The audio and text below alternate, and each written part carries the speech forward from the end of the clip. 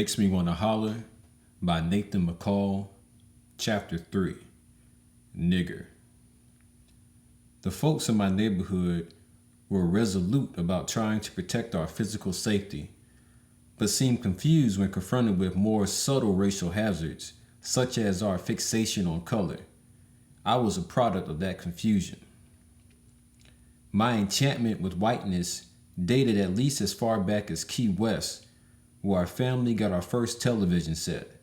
I spent hours in front of that black and white set, gazing spellbound at whites on TV, drinking in the beauty of their ivory skin, which seemed pure, cleaner than my own.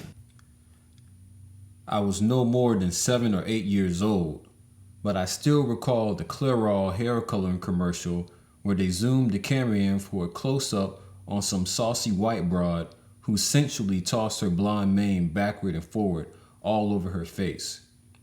Near the end of the commercial, a throaty voice chimed in and asked, "Is it true blondes have more fun?" I thought of that ad every time I saw a blonde in real life or on TV.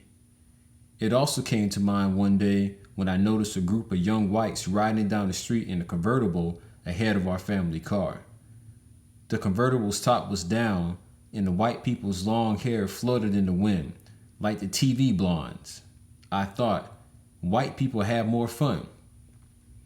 One sunny afternoon around that time, I was playing at the beach with my brothers when a little white girl standing nearby began covering her body with the pale, paste-like clay that blankets the Key West ocean floor.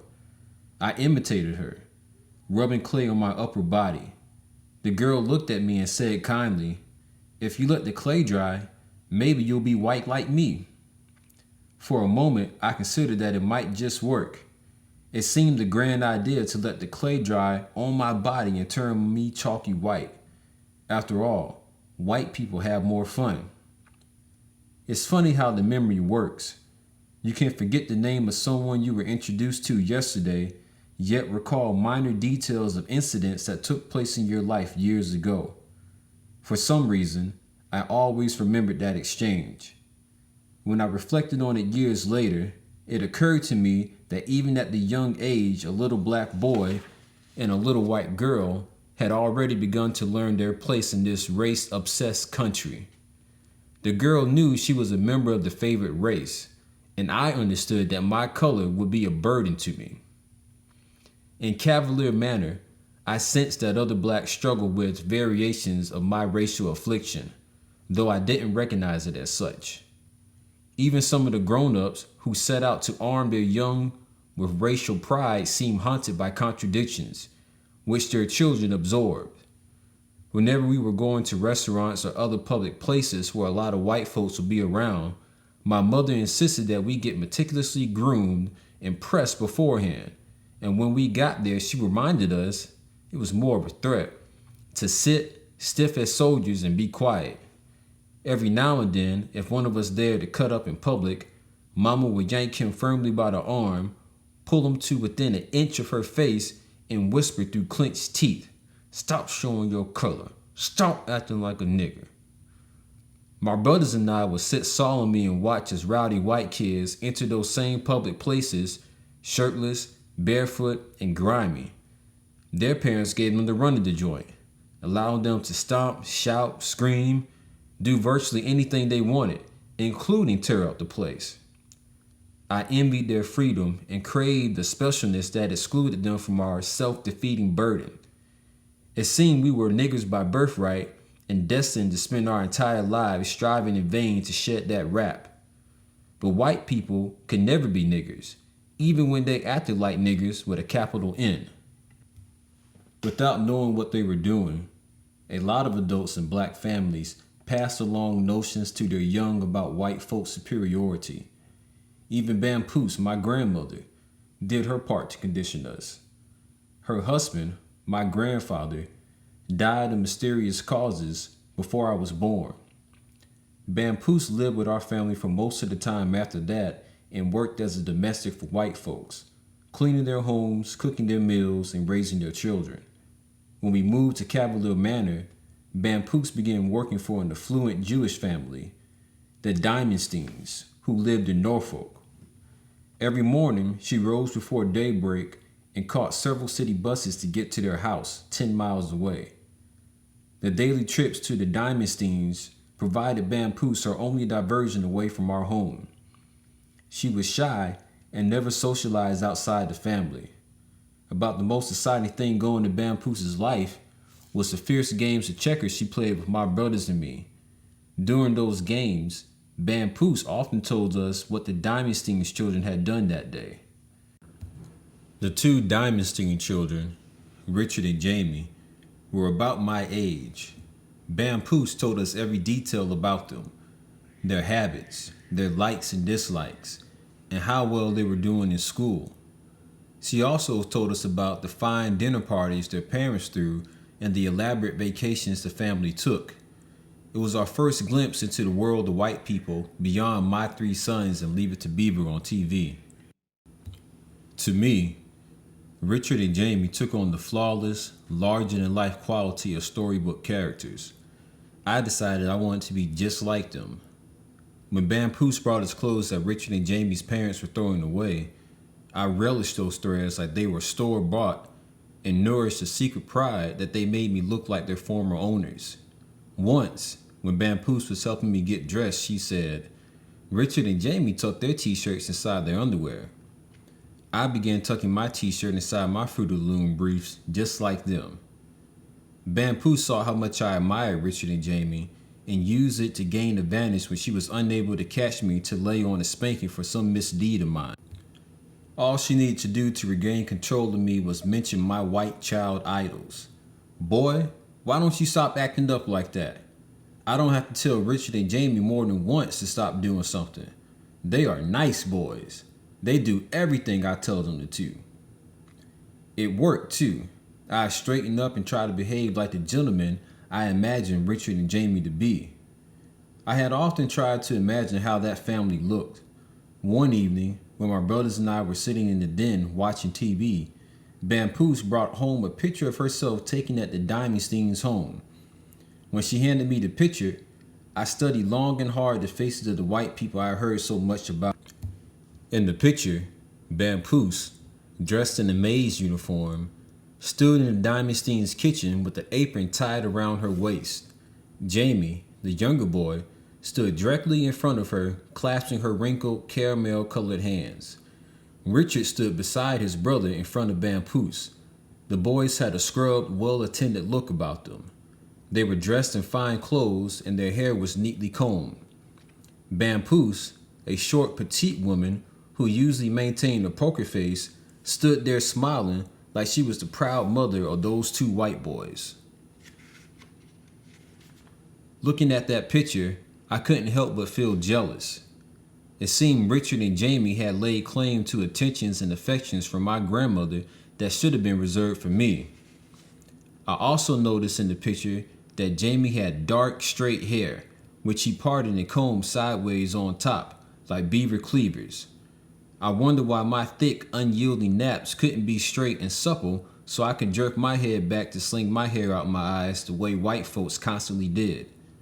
One day, I got a can of my stepfather's pomade and set out to change my steel wool into good hair. I packed the thick, heavy grease into my hair and brushed it until the gnats began to unfurl and lie down on my head in perfect submission, just like Jamie's. Minutes later, my hair started to shrivel. It went from straight to curly and back to nappy. Nappy and greasy. My parents were preparing to take us to church that morning. Just as I was about to climb into the car, my mother took one look at my glistening head and got mad as hell. "Boy, what did you do to your hair?" "I only put some grease in it, Mama." Mama yanked me away from the car and slapped me in the back of the head. Whack! "Get your butt back in that house and wash that mess out of your head, boy." I went inside, wailing, grabbed a bar of soap and began scouring my greasy head in the bathroom sink, like dirty clothes on a washboard. I nearly scalded my scalp trying to rinse out that gummy pomade. Worse than the blistering water was a painful realization that no matter how hard I tried, I could never make my hair straight like white people's hair. After retiring from the Navy in 1966, My stepfather held 2 jobs to make ends meet. He worked in the shipyard, and on weekends he went to do gardening work for white people in a neighborhood called Sterling Point. Initially, my parents decided I was too young to go to Sterling Point, but Billy, Dwight, and Junie went almost from the start. They hated it and bitched all the time. It wasn't clear to me what they were so annoyed about. Our stepfather paid them by the hour for working with him, so I figured they should feel grateful. My brothers used the money they earned to buy school clothes. They always had spending change in their pockets. What more did they want? I had big time dreams of what I'd do with the money I made when I got old enough to go to Sterling Point. Finally, when I turned 13, I got my chance. Sterling Point was the most affluent neighborhood in Portsmouth. Not only were its white residents set apart from everybody else in the city by their wealth and status, they were physically separated from the rest by the James River and the Churchland Bridge. I remember that when we cruised down High Street toward the bridge, my stepfather slowed the car at the incline to avoid rattling the garden tools sticking out from the back of the open trunk. I sat in the back seat sandwiched between Dwight and Billy, who were staring quietly out their windows. We reached the top of the high arching bridge, and I looked over into the river and saw hordes of colorful sailboats drifting lazily along the water. I nudged Billy. "Look at all those sailboats in the river." He yanked his elbow away from my hand, gritted his teeth, and growled in a whisper, "Leave me alone, boy." Dwight, likewise, and Junie, who was sitting up front, ignored the dazzling sights of the boats with their brilliantly colored sails. I didn't know specifically why my brothers had an attitude that Saturday morning, but it was clear that our destination had a lot to do with it. When we reached the other side of the bridge, Dad turned left into the elegant neighborhood, and I saw shady streets and sprawling 2-story brick estates with antebellum-style columns, expansive yards, and wrought iron fences. Despite its elegance, the neighborhood had a ghostly, antiseptic air about it. People didn't socialize outdoors or walk down the streets like they did in the Cavalier Manor. The only people visible in the plastic streets were groups of black women who trudged slowly up the curbless lanes into winding driveways and stately mansions. I nudged Dwight and asked, "Who are they?" "They work for white people out here. They do the same kind of work Bampoose does for the Diamonsteins." In those first few weekends, I learned to mow the grounds of the large estates, trim the hedges, prune the shrubs, and tend the flower beds. We gave the place the manicured look that you see in House and Garden magazine. It seemed just like working at home, until, that is, 3 white boys about my age reminded me one day where I was. My stepfather and I were down on our knees, pulling up crabgrass when they bolted out the front door of the house we were tending to and began bouncing the ball in the spiraling driveway, a few feet away from where we were working. Every now and then I looked up and waited for them to acknowledge my stepfather's presence in the way that my parents had taught my brothers and me to speak to grown-ups when entering their company. But the boys never said a word. They didn't even look his way. They kept on bouncing the ball and ran around us as if we were trees, shrubs, or some other inanimate part of the scenery. Any other time, my stepfather would have gotten on the children's cases for forgetting their manners. But this day, he looked up whenever the ball bounced close by, flashed the 3 boys a fixed smile, and kept working. Those kids' arrogance made me self-conscious. It occurred to me how docile my stepfather and I must have looked there on our knees, working on their yard while they played carefreely about. They were as self-assured about their exalted place in the world as my stepfather was certain of how contained his life was. To them, he was no more than a fucking utility, a faceless gardener. To him, they were important people, children of some of the most powerful white folks in Portsmouth. One of those powerful white folks, and one of my father's best clients, was Richard Davis, who eventually became mayor of Portsmouth. We saw him occasionally buttoned down in suit and tie, rushing to his car. Always, he dashed out, waved, then hurriedly drove off. I saw more of his wife, an attractive young blonde who busied herself supervising domestic matters. One hot day, she came outside to talk with my stepfather. "Bonnie, I brought you and your boys some lemonade to help cool you off. It sure is hot out here." "Yeah, it really is hot," he said, straining to make small talk. We took a break and gulped down the lemonade. Mrs. Davis looked at us and smiled a contented smile, then issued more instructions for the day. "Bonnie, I want you to do the flower beds for me today and pull up the grass around the back of the house. I don't want it to build up too much because it might attract snakes." When she had finished, Mrs. Davis pranced back into her spacious, air-conditioned house and closed the door. My stepfather glanced uneasily at me. I turned away, embarrassed that I had seen the humiliating exchange. I set down my unfinished drink, returned to work, and thought about what I had just heard. Bonnie. That was my first time I heard anybody, including my mother, call my stepfather by his first name. He disliked the name anyway because it was a girl's name. But most important was the issue of respect. He addressed Mrs. Davis by her last name, but she called him Bonnie. The sound of the name rolling so casually off that white woman's lips stabbed me like a knife in the chest. It sounded like she was talking to a child, a boy. At school, it was commonly understood that white folks considered grown black men to be boys. Boy was a fighting word, one of the most detested, disrespectful things somebody could call someone else. More fights started over one person calling another boy than over anything else. To counter that indignity, we addressed each other respectfully as man, even though we were not adults. "Hey man, you going to play basketball today?" "Nah man, I got too much homework to do." In the following weeks, I began to pay close attention to the other racial nuances in my stepfather's interactions with people in Sterling Point. I didn't like what I saw. I didn't like the way he humbled himself and smiled when white folks were around.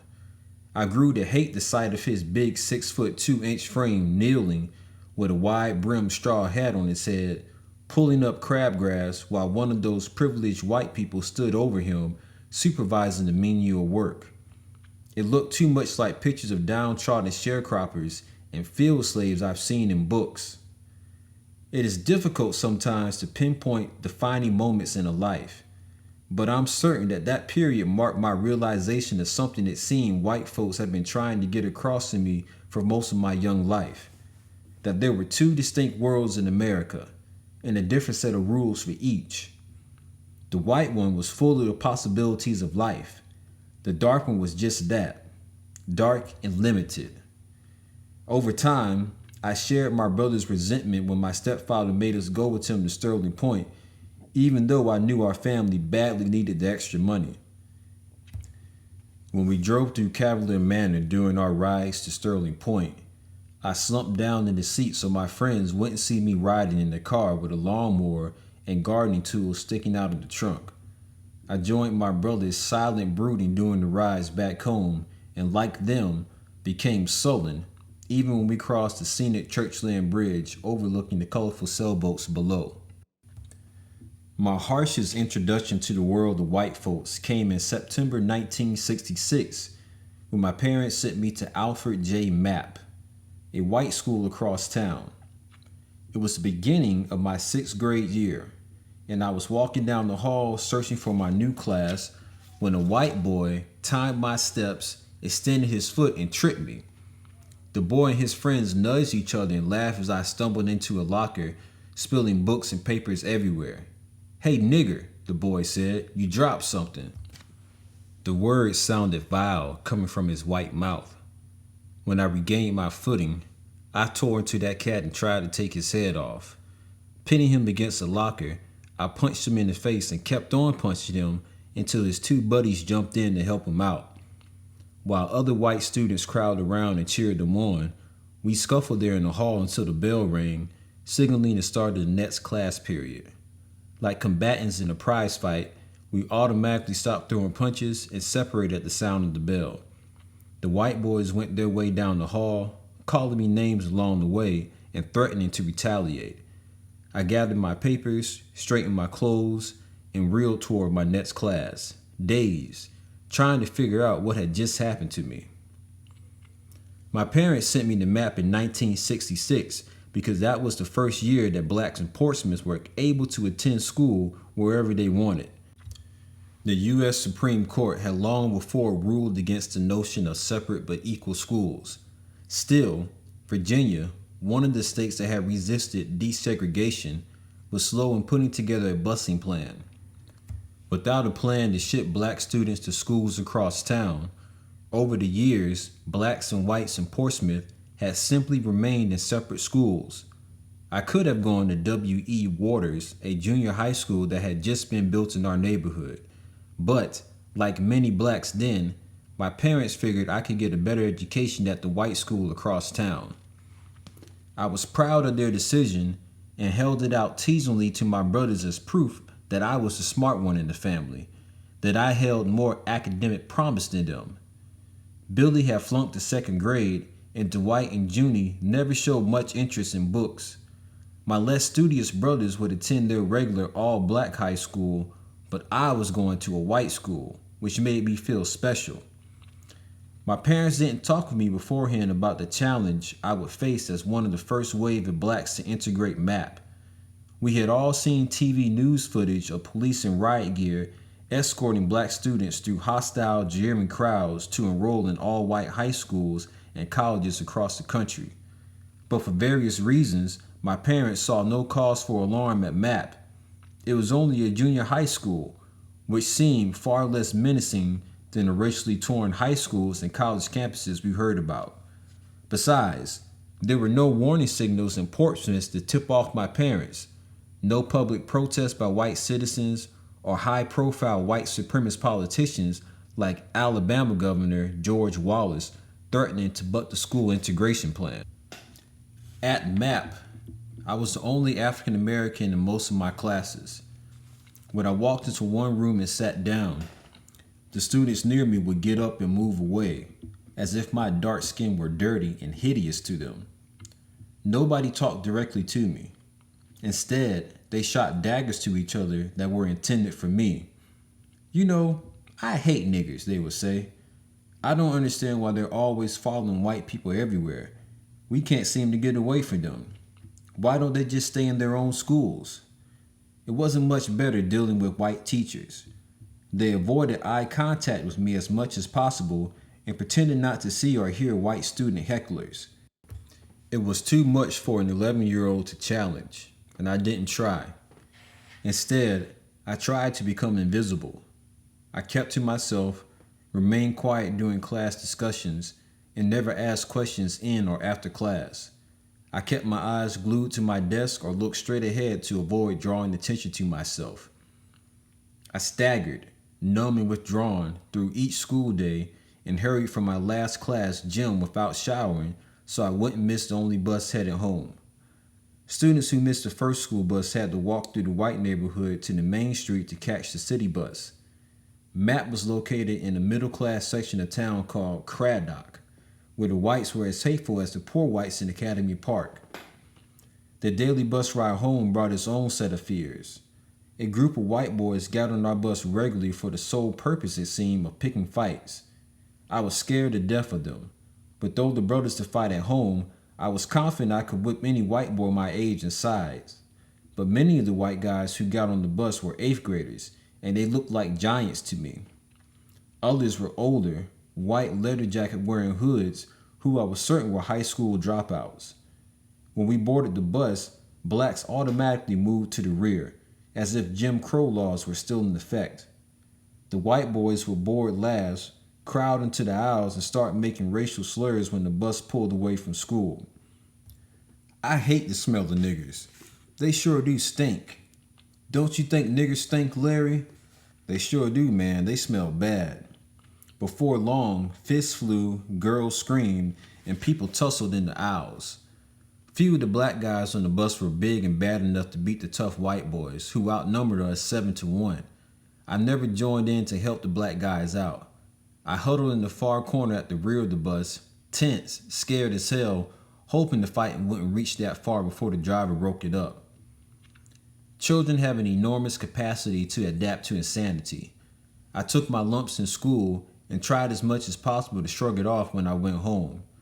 Billy, Dwight, and Junie came home most days full of stories about the fun they were having at pep rallies and football games at their all-black high school.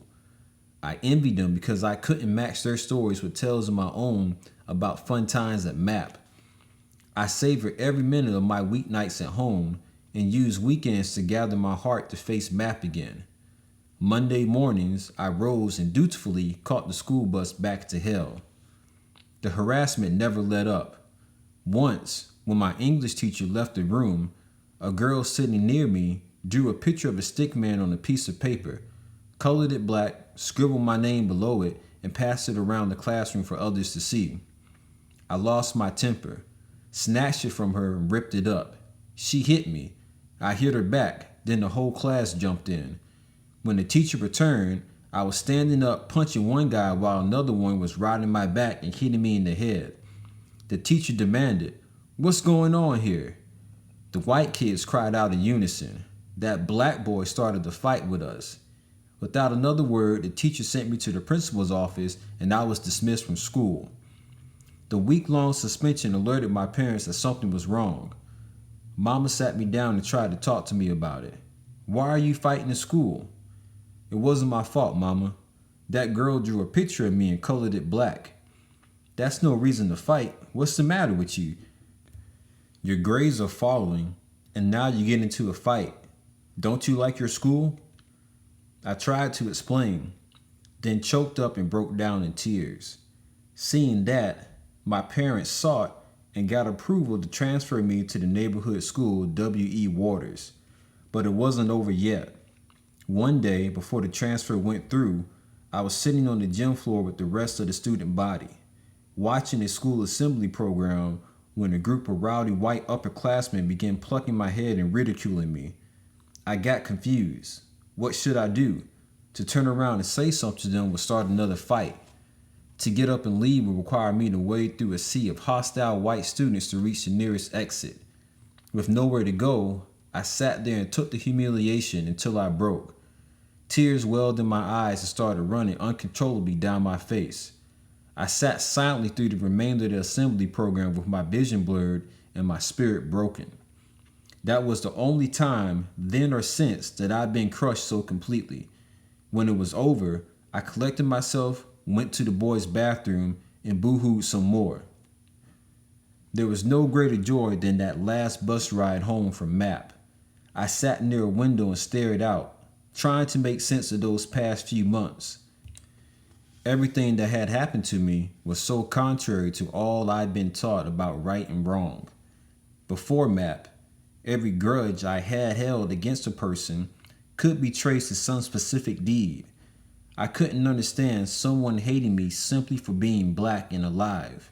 I wondered, where did those white people learn to hate so deeply at such a young age? I didn't know, but over time, I learned to hate as blindly and viciously as any of them.